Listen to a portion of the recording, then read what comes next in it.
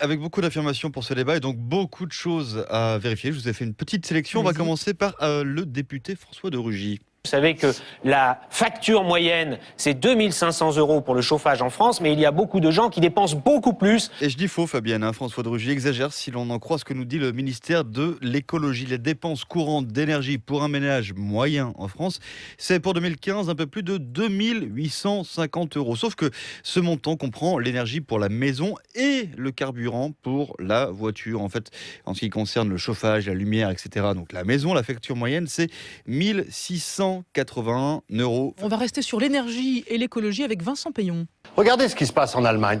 La sortie du nucléaire amène l'Allemagne à avoir 30% de plus que nous d'émissions de gaz de serre avec le charbon. C'est faux pour au moins 3 raisons, Fabienne. Alors d'abord, l'Allemagne, effectivement, émet beaucoup plus de gaz à effet de serre que la France. Pas 30, mais 50% de plus, d'après l'Agence européenne de l'énergie. Mais ça, c'est pas nouveau, hein. C'est le cas depuis plus de 15 ans. Enfin, sur le charbon, là encore, c'est contestable. Sa production a effectivement augmenté après l'annonce d'Angela Merkel, avant de revenir à son niveau de 2010 l'an dernier.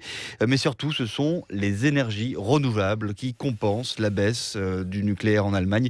Leur part a doublé en 6 ans et représente aujourd'hui près du tiers de la production brute d'électricité outre-Rhin. Et puis, Antoine en a parlé cannabis hier également dans ce débat. La voie que je propose est la suivante.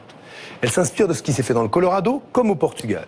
Elle est de légaliser la distribution du cannabis, à faire en sorte... Dépénaliser, pas légaliser. Non, il a légalisé. Non, il a légalisé, pardon Madame Ferrari, Alors, il a légalisé. Eh bien, c'est Benoît Hamon qui a tort, Fabienne. Depuis 2001, la détention et l'usage de cannabis n'est plus considéré comme une infraction pénale au Portugal. Mais ça reste officiellement interdit puisqu'il s'agit d'une infraction administrative. Précision, ça ne vaut que pour les petites quantités. Concrètement, il ne faut pas que ça dépasse ce qui peut être considéré comme une consommation moyenne d'une personne pendant 10 jours.